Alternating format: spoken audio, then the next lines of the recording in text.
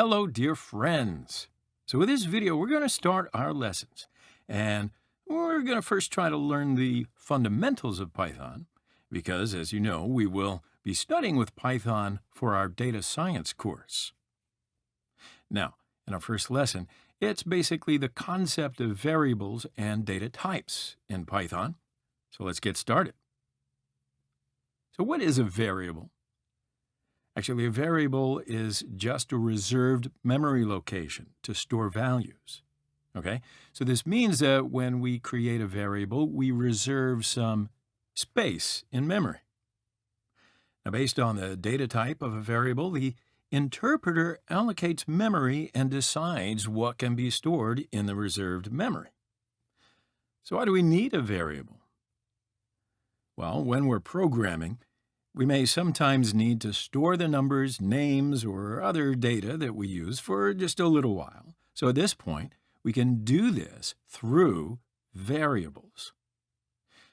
So how do we define a variable?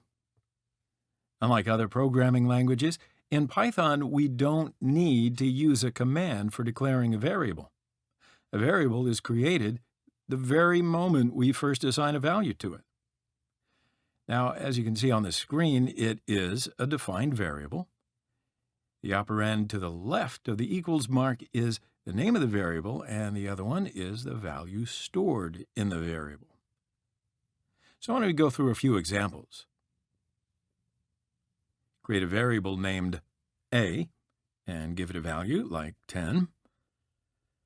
So here a is the name of the variable, and 10 is the value of the variable. So let's create another variable named name and give it a value like John. Or let's create another variable named Miles and give it a value like 130.7. And let's create another variable named city_name and give it a value like London. Now, as you can see here, a variable can have a short name, like X and Y, or a more descriptive name, like age, car name, total volume, these kinds of things. But more importantly, when we create a variable, there are some basic rules that we've got to follow when we're naming this variable. So a variable name must start with a letter or the underscore character. A variable name cannot start with a number. A variable name can only contain alphanumeric characters and underscores, A to Z, 0 to 9, and, of course, underscore. Variable names are case sensitive. Age is not the same as age and, of course, age. So these are three different variables. A variable name can't be a keyword defined in Python, which is for, while, elif, if. So now we can talk about the different types of data in Python. So what is data type? So as you may already know, the data stored in memory can be of many types. For example, a person's age is stored as a numeric value, and his or her address is stored as alphanumeric characters. Now, Python has various standard data types that are used to define the operations possible on them and the storage method for each of them. So Python has 5 standard data types: numbers, strings, lists, tuples, and dictionaries. So, how can we learn the data type of a variable? With the help of the type function in Python, we can learn all the data types of variables. So let's learn the data types of the variables that we just created. Type A and learn the data type of variable A. The result is integer. And because variable A takes a numeric value, the result is an integer. All right, so let's check the others. Type name. The variable name takes an alphanumeric value, so the result is a string. Type city name. The result is string. Type miles.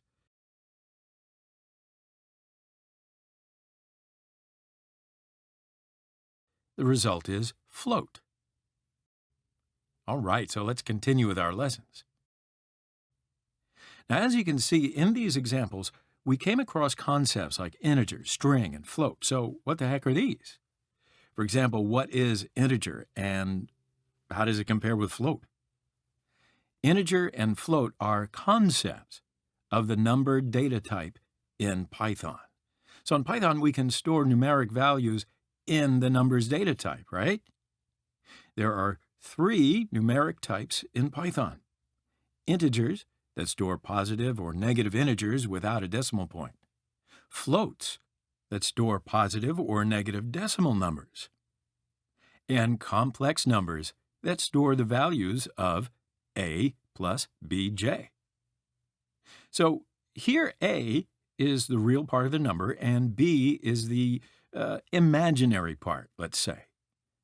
So complex numbers are not used that much in Python programming, so that's probably to your benefit. I know it is to mine sometimes. So let's see some of these examples. So let's create a variable named a, and let's make it 10. And we'll check the data type of this variable, and as you can see, the data type of the variable a is integer. Now create another variable named b, and let it be 99.9.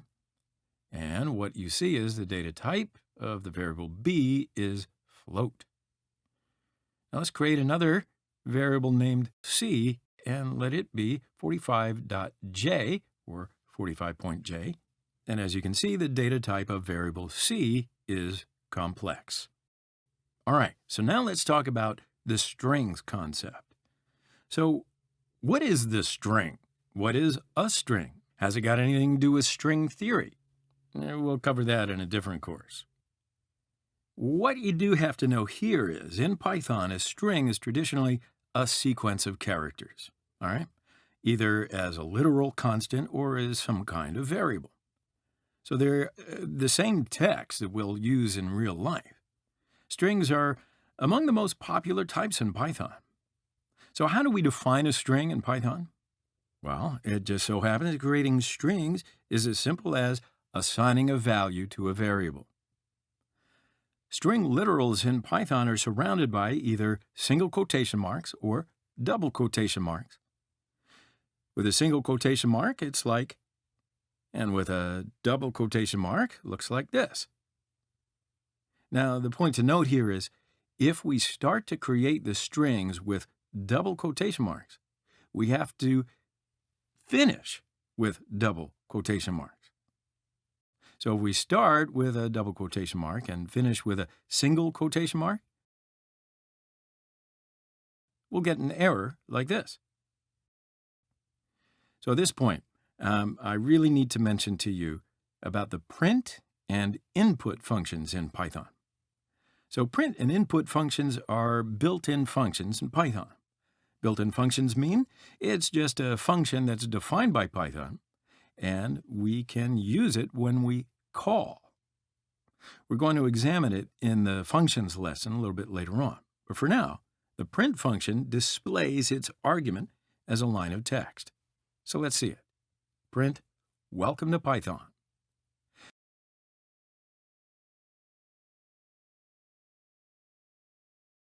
So in this case, the argument, welcome to Python, is a string, which is a sequence of characters enclosed in double quotes.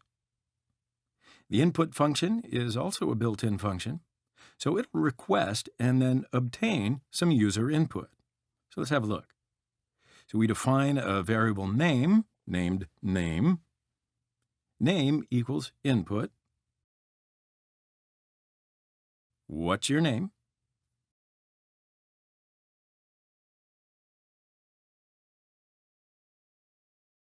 So here, first input will display its string argument to tell the user what to type, and then waits for the user to respond. So we typed John and press enter. So the function input then returns those characters as a string that the program can use. Now here we assign that string to the variable name. Oh, one more thing then, and then our lesson will conclude.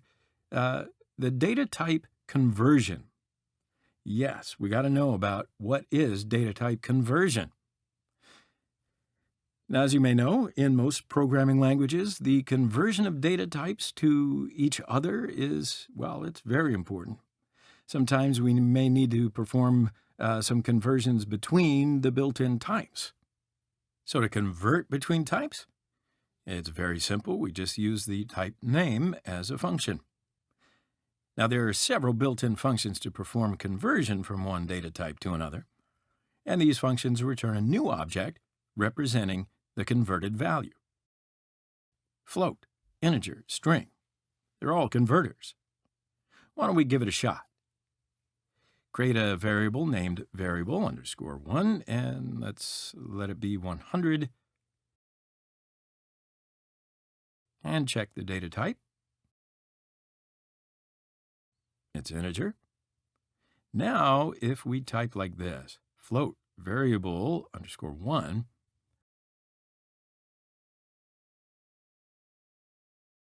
and check its data type again.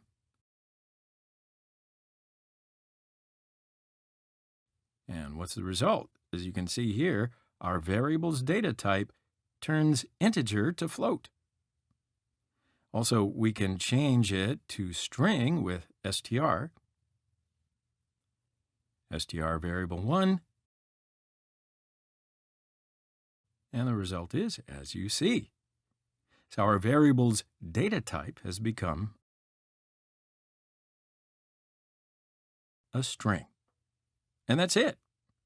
So in this lesson, we learned variables as a concept in Python and how to define variables. Also, we learned what data types are and how to learn the variable's type. We also talked about numbers and strings as data types.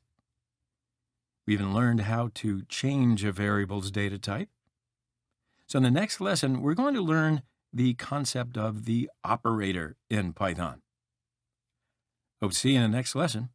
Until then, have a nice day.